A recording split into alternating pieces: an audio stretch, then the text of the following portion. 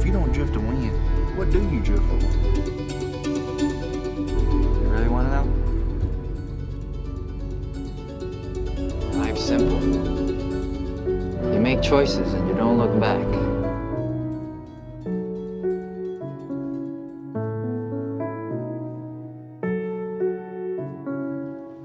Can't you go find a nice Japanese girl like the rest of the white guys around here?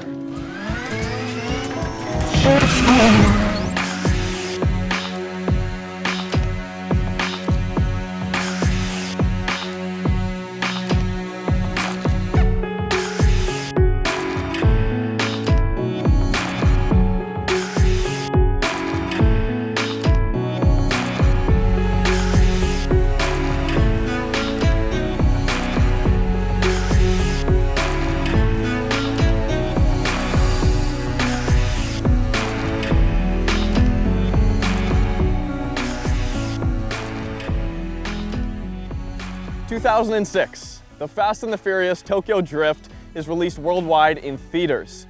Now, one of the characters in that movie, Han, drives this RX-7. Now, the movie kind of got a little bit of a so-so in the critics department and from the fans' perspective because it didn't have the original cast.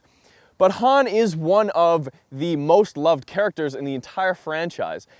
He would go on to star in many of the other movies, and he does, in fact, drive a Veilside FD RX-7 just like this one.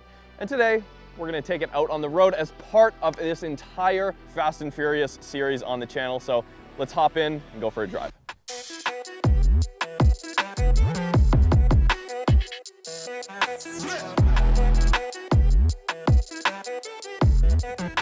And to finish off a beautiful weekend here in Alberta, you guys. By the way, everyone we've ran into so far in Alberta and Edmonton has been the most hospitable people, the most kind people. We stopped on the side of the road with the hero truck from the fourth movie. You guys saw that. And within like 5 minutes, we were in front of somebody's house basically, and he came up and he's like, hey man, I've got like a Ford F100, I've got 52 Chevy, and like I'm a mechanic. If you guys need any help with the truck, if you guys break down during the shoot, like come on by. It's like everyone's just neighbors here. Anyways, thanks for having us, Alberta. I guess that's what I was trying to say. Here we go. How could you miss it? We're in a Veilside widebody RX-7, which yes, this is an authentic JDM Veilside kit. It took months to come from Japan, as Jorge will tell you. So we're gonna talk to him a little bit about his collection and this car specifically.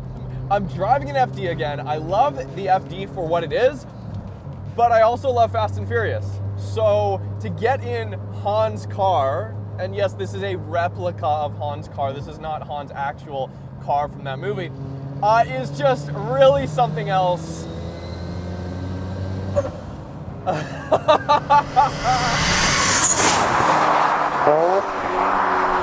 So, let's get into it a little bit. Obviously, you can see this is a JDM FD RX-7. We are in Canada, so our import rules are 15 years. The car just has to be 15 years or older, and then you can import it.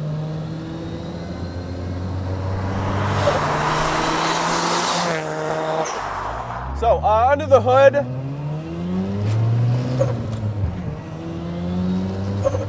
is the 13B Brew, obviously, rotary engine, rotary powered. This one has been converted to a single turbo, so it's no longer twin turbo, it is a single turbo, just like in the movie. And obviously,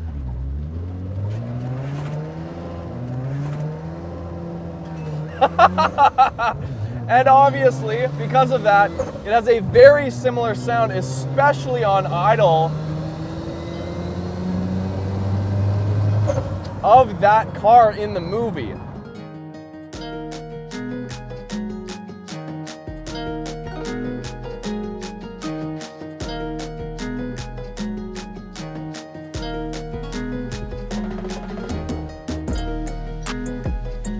didn't just play with fire, you soaked the matches in gasoline.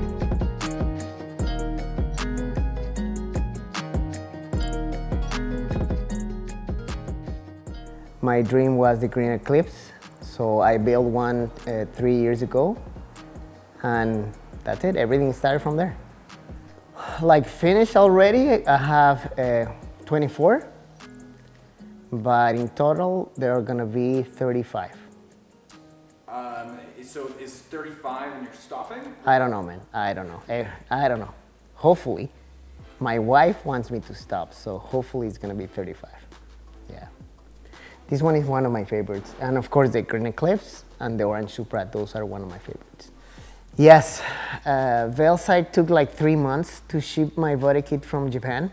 They sell some replica kits, but they don't fit like really nice into the car, so I waited for the Veilside. And after 2 years, I found the wheels. They are sitting right there on one of my shelves. So I still have to put the movie wheels and the wing. That wing belongs to Suki's S2000. Johnny Tran's wing is a little bit taller. So I haven't finished all my replicas. Like I don't have any finished replica yet. And that's it. Oh, and the nitrous on the back seat. On the back seat is gonna be one nitrous in the middle, and that's it. That's all we have to do left in this car. I got excited. I started bringing a lot of cars from Japan to flip them and make money to buy my replicas and build my replicas. So I sold like 10 Supras in the past 5 years. Yeah.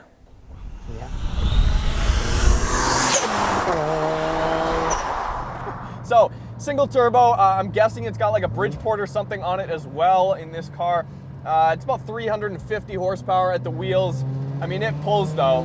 It's quick. 8,000 RPM. Han's RX-7, this is one of my favorite cars of the entire franchise. All 9 movies, or all 8 as of now. And I think it's because they went such a different direction with this kit. It's not just a kind of bolt-on fender flare style kit. One of the body kits that actually, does the car justice. It takes an FD RX-7 and builds upon it. Maybe this is what the next generation RX-7 could have looked like. And I think the movie realistically really popularized the Veilside kit. And of course, with that comes a lot of companies producing and manufacturing replica kits for the FD. Yes, the Fast and the Furious franchise as a series of movies is really over the top. It's absolutely ridiculous. But this car and this kit the Veilside made is not. It's not over the top. In fact, it's incredibly well styled. It flows beautifully with the car. It's relatively conservative in the amount of like angles and weird kind of divots and holes, but it really carries Han's personality. It really does. And there's nothing on the outside, no graphics or anything. It's just a simple 2-tone paint job.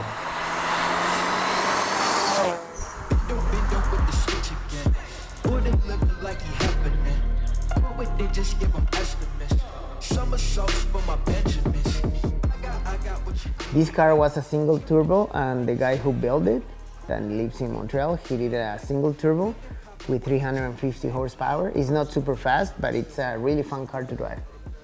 Why do you love Tokyo Drift so much? Because of cars. Just because of the cars. They pushed so hard the Japanese cars into this movie that it really made me love these cars, like the Mitsubishi Evolution, the RX-7, the 350Z, all those cars, they were pushed by that movie. And of course, the right-hand drive.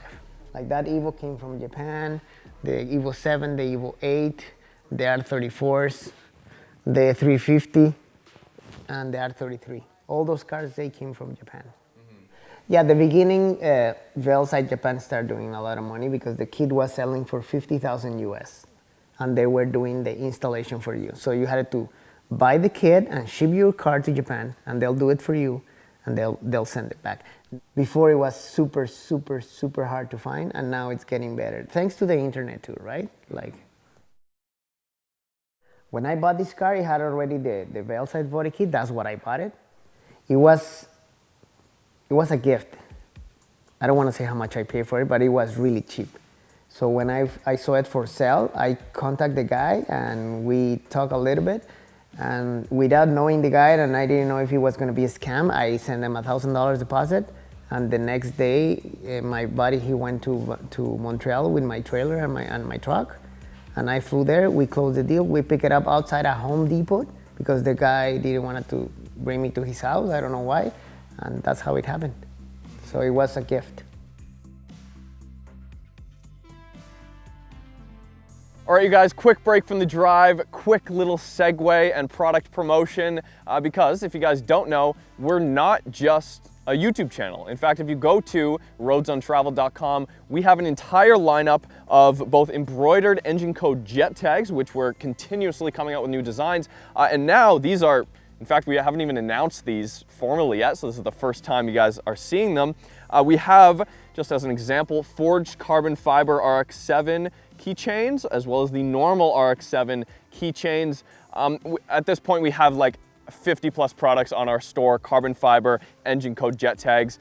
It's better you just hit the link and check it out, but I'm sure you guys will find something there that you'll enjoy. But let's get back in the car and finish up the drive. When you watch The Fast and the Furious, I feel like Han is a lot of people's favorite character from the franchise. Now, he's definitely my favorite character from the third movie, but in the entire span of the franchise, if you keep a close eye on Han, he never really gets like too emotionally invested in any given situation. He never has any major freakouts except for like the later movies when they're really trying to get those character archetypes down.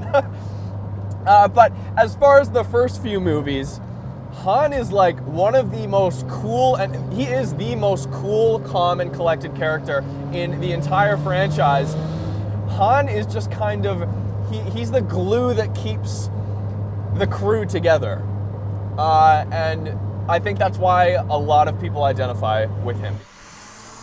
One of the most distinct moments in Tokyo Drift, from a visual and auditory perspective, is when Sean and Han roll up to retrieve some money that guy in the hot spring. And so when they roll up to that place, you hear that idle, and when they shut the car off, it's one of those moments where you can tell, and especially as a video editor, you can tell the post-production team absolutely spent a lot of time in making the cars in Tokyo Drift, and specifically Han's car, really sound pure and authentic, right?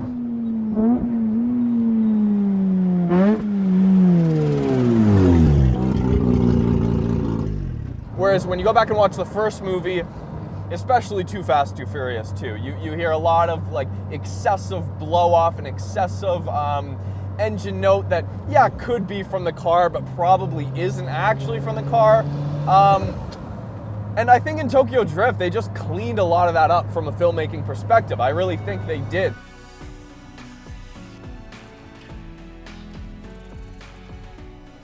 Now, when you have a lot of these cars, I'd imagine, like you were saying, you would drive them to car shows and whatnot. Yeah.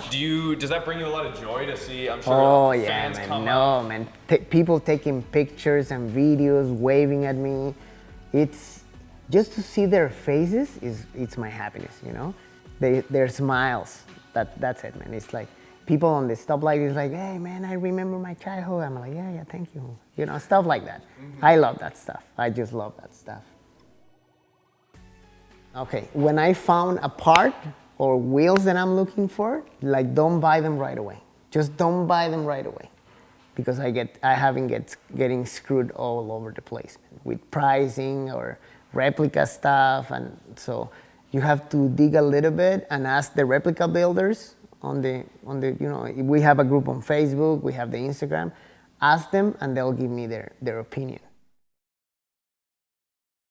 So this is one of the cars in the collection that is not, in fact, painted. This is a wrap. When you're across the parking lot, or even when you're approaching the car, it looks spectacular. It's not until you get really close up that you can kind of tell it is a wrap, and you can start seeing a few of those little small seams. But obviously, the car isn't done. Yeah, you guys, I know it doesn't have the proper wheels from the movie, and it doesn't have the wing. But we're gonna be back in Edmonton, because Jorge does have these things, and actually he was going to install the wing last night for us for the video, but didn't end up finishing that. But there are a few details that still need to be worked out, but largely this is exactly how Han's car is in Tokyo Drift. Just absolutely puts a smile on my face to drive this car. I can't thank you enough, Jorge, for having us out here in Edmonton. Thank you guys so much for watching. Subscribe if you haven't already. Hit me up on Instagram at Roads Untraveled. You can see all the stuff we're shooting, behind the scenes stuff. Unfortunately, with COVID, we can't really leave the country right now. Usually we'd be down in LA this winter. Last winter, we didn't get to go because of COVID. So we're out here in Canada. Maybe we'll continue the cross-Canadian tour, as it were. But for now, we're heading back to Vancouver. We got some cool stuff, very exciting stuff over there. So keep up to date. We'll see you guys soon.